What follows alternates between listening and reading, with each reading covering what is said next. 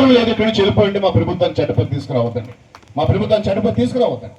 మీ head క్వార్టర్లోని MRO empty వాళ్ళతో సహా మీకు రాజకీయ ఒత్తిళ్ళు ఉంటే ట్రాన్స్ఫర్ చేసుకెళ్ళిపోండి. మీరు ఇక్కడ నుంచి మీకు రాజకీయ ఒత్తిళ్ళు ఉంటే సర్వీస్ నుంచి వెళ్ళిపోండి. మాకు ఏ ఇబ్బంది లేదు. మా ప్రజలను బాధపెట్టడానికి అవ్వదండి.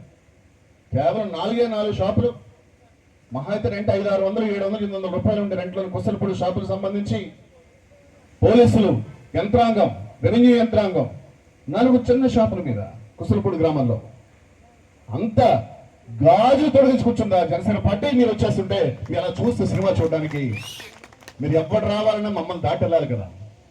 మేము ఉన్నాం కదా, ఇక్కడ ఎవరు లేకుండా పోలేదు కదా. అధికారులు నేరుగా చెప్తున్నాం, ఇదే ఆత్మీయ సమావేశం నుంచి మీరు సక్రమంగా విధులు నిర్వహిస్తే మిమ్మల్ని మా భుజాల మీద పెట్టుకుని గౌరవించే వ్యవస్థది మీరు సక్రమంగా నిర్వర్తించకపోతే ఇక్కడ నుంచి వెళ్ళిపోమని కూడా మేము చెప్తున్నాం. ఇక్కడ నుంచి మరోమారు జిల్లా కలెక్టర్ గారికి కళ్యాణపురం జలాశయాన్ని మీరు క్షేత్ర స్థాయిలో పర్యటన చేసి జరిగిన విధ్వంసాన్ని ఆపి, విధ్వంసాన్ని పూర్తిగా తొలగించి రైతుకు భరోసా కల్పించి బాధ్యత మీదే. ఇది ప్రభుత్వం కాబట్టి చెప్తున్నాం. ఇది ప్రతిపక్షంలో ఉంటే వేరుగా ఉండేది, ప్రతిపక్షంలో ఉంటే మన వాయిస్ వేరుగా ఉండేది. ఇది ప్రభుత్వం కాబట్టి అంత రిక్వెస్ట్గా చెప్తున్నాం. ఈ మాట మీకు ఎందుకు చెప్తున్నారంటే 119 గ్రామాలున్న చోడవరం నియోజకవర్గంలో రోలుగుంట గ్రామం చాలా చాలా చాలా చాలా చైతన్యవంతమైన గ్రామం. కానీ ఒకే ఒక అవకాశం వచ్చే ఎన్నికల్లో జనసేన పార్టీకి ఇమ్మని, మీ ప్రతి సమస్యను పరిష్కరించే బాధ్యతని పర్సనల్ గా నేను తీసుకుంటాను కూడా మీ అందరూ చెప్తున్నాను. రోలుగుంట మొత్తాన్ని చెప్తున్నాను కంప్లీట్ గా. మిమ్మల్ని చేయం ఆశించాం, అవినీతి చేయం, డబ్బు తీసుకోం.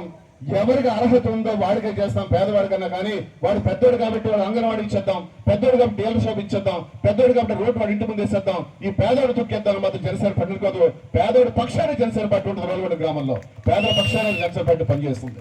ఏ నిరుపేదైనా నిరభ్యంతరంగా మా దగ్గర రావచ్చు, చెప్పొచ్చు. పొరపాటు ఉంటే పొరపాటు అని చెప్తాం. రోడ్డు మీద క్షమించమని ఎందుకు చెప్పారంటే చూస్తుండగా బస్సులాగా గెంతుతూ వెళ్తూ ఉంటుంది. నాకు చాలా మంది మెసేజ్ పెడుతుంటారు ప్రయాణికులు కూడా. అందరికీ నేను చాలా సులువైన సాధనాన్ని, సార్ బస్సులు వెళ్తుంటే హాస్పిటల్కి వెళ్ళక్కర్లేదంటే ఇక్కడే డెలివరీ అయిపోయినా ఉందన్న. ఎవరు మహిళలు నాతో మాట్లాడుతున్నప్పుడు సిగ్గుతో చచ్చిపోవాలనిపిస్తున్నారు మాటలకి. ఎంత తొందరగా ఏం చేద్దాం, నేను కూడా కళ్ళు కాయలు కచ్చేటట్టు చూస్తున్నాను. మళ్ళా చెప్తున్నాను, ఇటువంటి సమావేశాలు చాలా పెట్టుకుంటాం. మా స్థానిక నాయకత్వం, మా మండల సీనియర్ నాయకులతో కలిసి మీ ప్రతి గడపకి వచ్చి ప్రతి సమస్యను పరిష్కరించడం పనిచేస్తాం. అబద్ధం అనేది చెప్పం, అవినీతి అయితే చేయం. చిన్న పెద్ద అని చూడకుండా ఎవరికి అవసరం వాళ్ళకి న్యాయం చేయడానికి ప్రయత్నిస్తాం. ఎక్కడైనా చిన్న చిన్న సమస్యలు ఉంటే మనం సరిదిద్దుకుందాం. మిమ్మల్ని మాటగా అడుగుతున్నాను తొలిసారి. ఈవేళ మొదటిసారి రాజకీయాల్లో మాకు అధికారం ఉండని చెప్పడం కూడా అదే ఆశ్చర్యపోయాను. నేను మాట్లాడుతున్నప్పుడు నాకు ఓటేయమని కూడా ఇప్పుడు ఎవరిని అడగలేదు.